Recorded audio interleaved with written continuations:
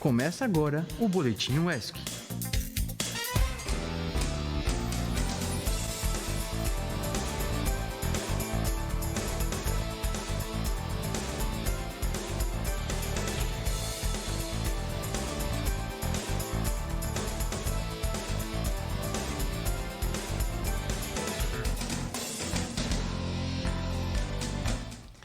Bom dia, querido ouvinte. Está começando mais um Boletim UESC nessa sexta-feira, dia 4 de julho. Eu sou Maria Eduarda Ferreira e hoje vamos te atualizar de tudo o que está acontecendo na UESC e na região. Uhul, eu sou Julia Molf e agora são exatamente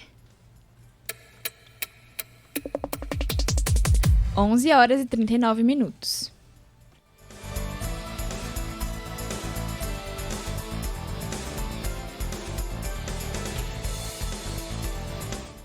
E se você, ouvinte, tem interesse nos cursos de mestrado e doutorado do programa de pós-graduação em Biologia e Biotecnologia de Micro-Organismos, fique atento porque encerram hoje as inscrições.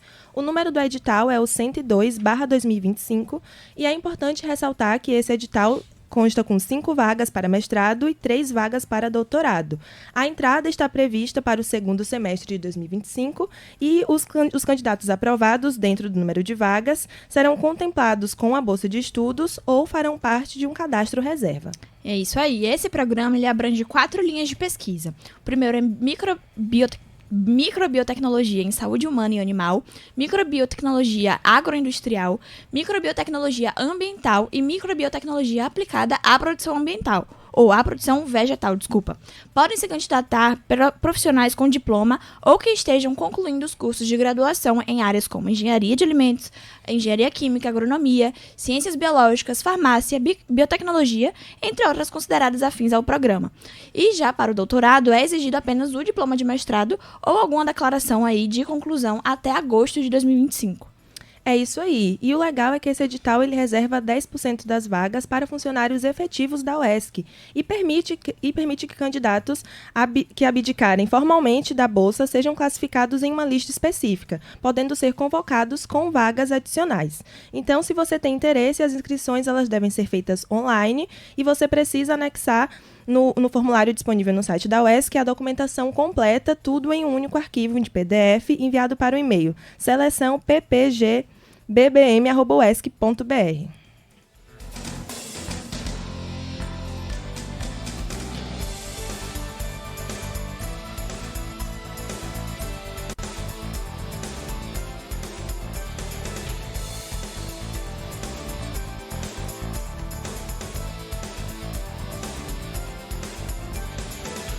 E amanhã, dia 5 de julho, acontece às 9 horas no auditório Pavilhão Valdir Pires, do curso de Direito, primeiro andar, a mentoria Descomplique o Digital com Labrune, com estratégias práticas para ajudar o seu negócio a vender mais no ambiente online. Isso aí, Ju. E essa é uma atividade, é uma ação do projeto de extensão Em Casa, em parceria com a Broto Incubadora e com a NEO, voltada para empreendedores do bairro do Salobrinho. Serão disponibilizadas 30 vagas e, se você estiver interessado, você deve se inscrever através do formulário online disponível na aba UESC Acontece no site da UESC.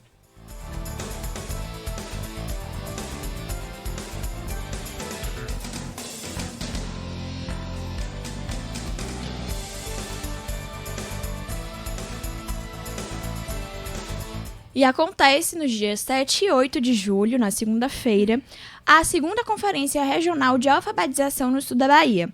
Ela acontece no auditório do Centro de Arte e Cultura Governador Paulo Souto, na UESC, o auditório da biblioteca, E é organizada pelo projeto de extensão Tutorias Colaborativas em Alfabetização do Departamento de Ciências da Educação, o DCIE-UESC.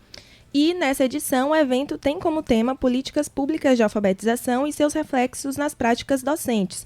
O propósito dessa conferência é debater e também criar estratégias coletivas para atender às demandas contemporâneas da alfabetização de crianças, jovens, adultos e também refletir criticamente sobre as políticas públicas de alfabetização em nosso país. Isso mesmo. As inscrições para ouvintes, as inscrições online encerraram no dia 3, porém Porém, você ainda pode se inscrever presencialmente no primeiro dia do evento, segunda-feira, dia 7.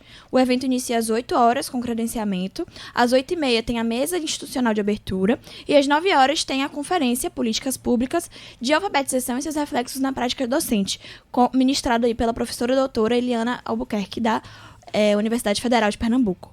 E fique ligado no cronograma desse evento. Então, na segunda-feira, dia 7 de julho, na parte da tarde, acontece das 14 às 17 horas a mesa de diálogo Alfabetização como Direito, com a participação de diversos professores e de um estudante de pedagogia da UESC.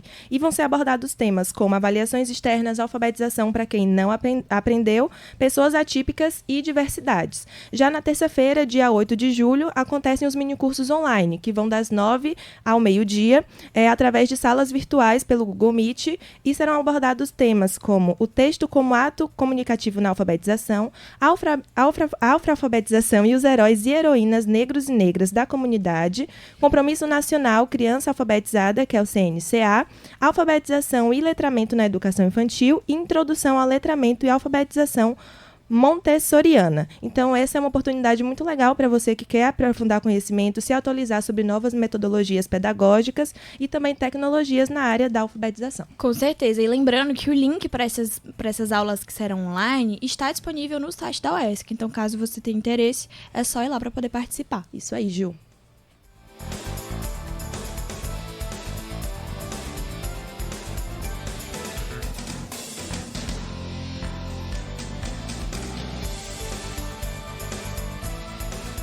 E no boletim de ontem, dia 3, foi ao ar a primeira parte da entrevista feita pelo doutorando do Programa de Pós-Graduação em Letras, dias 18, e mediada pela Rádio UESC, com o escritor moçambicano Mukuarura, que foi responsável por escrever o livro Nicocwe, A Reforma da Prostituta, e que é o objeto de pesquisa da tese de Dias.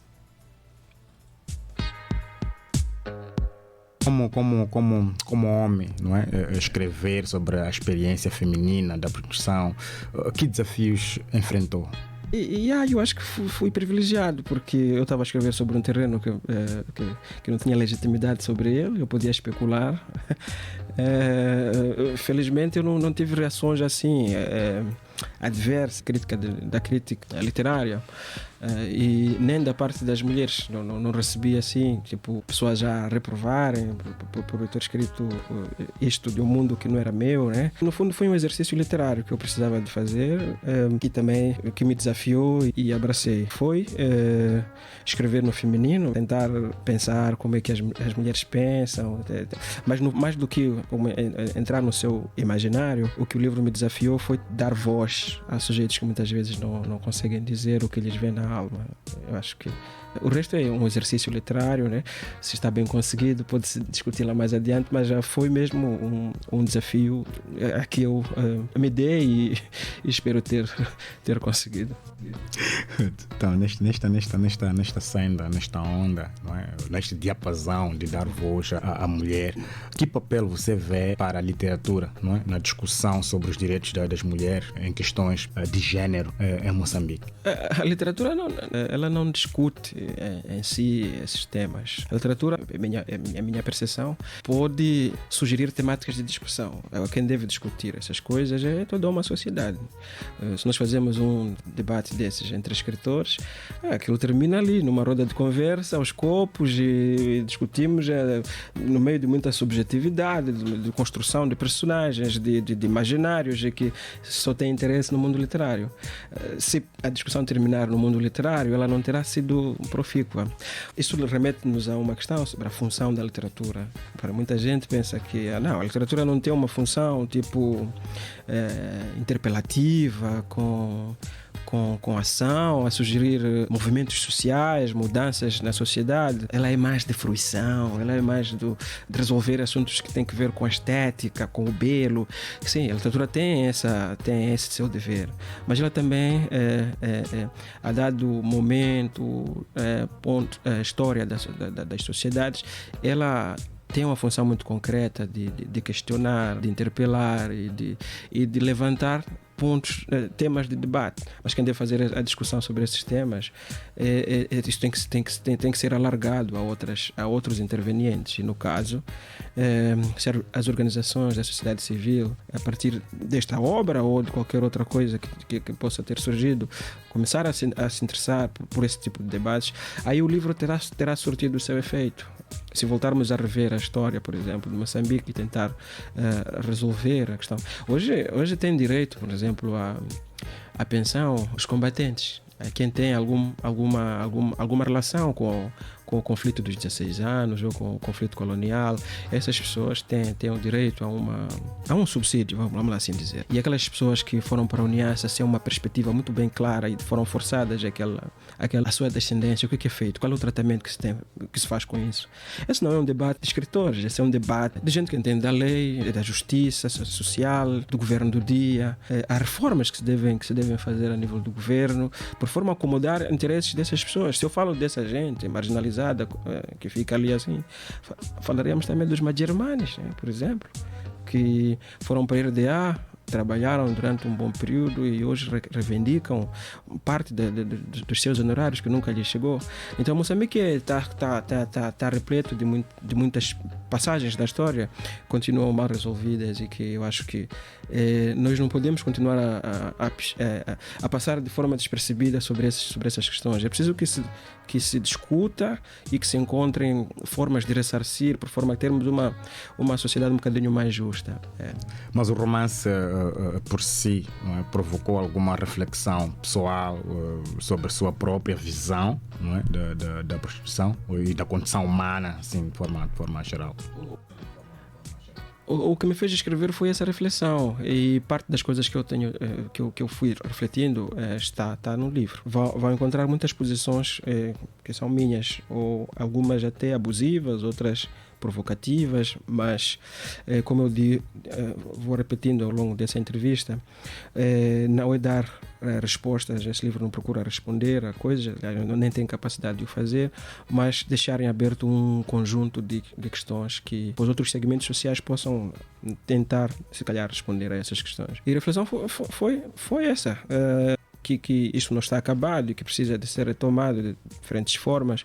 Não está. É preciso que há ali uma divisão de questões, né? Quem defende a moral tem alguma coisa por dizer, a educação que é nossa responsabilidade como professores. Há muitos segmentos da sociedade que têm alguma coisa a dizer com o que está patente aqui. Os que defendem a moral têm alguma coisa por dizer. Nós, os educadores, temos alguma coisa para dizer. Os políticos, as pessoas que fazem políticas sociais, têm muito por responder. E também quem exerce de forma direta essa atividade também tem alguma coisa por dizer.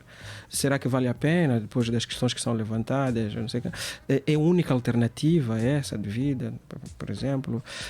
Será que compensa essa atividade do ponto de vista, por exemplo, de na velhice ter uma reforma? Se chega a essa tal reforma?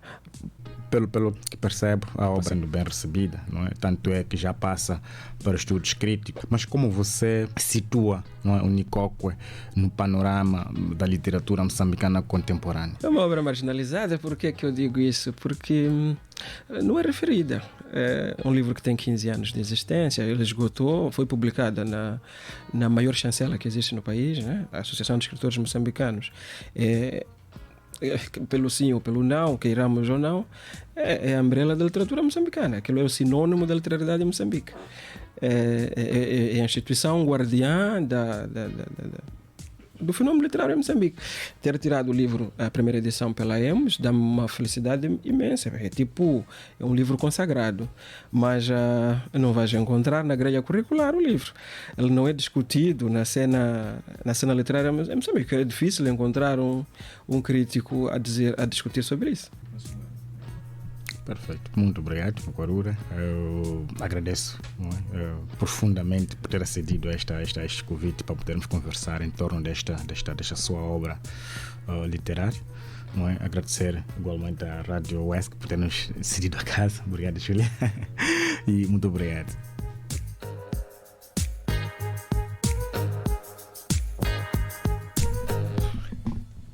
Muito obrigada a todos que participaram. Esse é um tema muito relevante para ser debatido, né?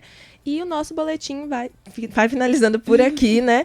Mas se você quiser ouvir mais da nossa programação, você pode acessar o nosso Instagram, @RadioESC. Lá você tem acesso ao link do nosso Spotify, que tem vários programas muito legais e muitos conteúdos para você aproveitar também. Isso, e se você quiser mandar alguma sugestão de pauta, alguma ideia, alguma coisa, é só mandar um e-mail para produção.radioesc@gmail.com.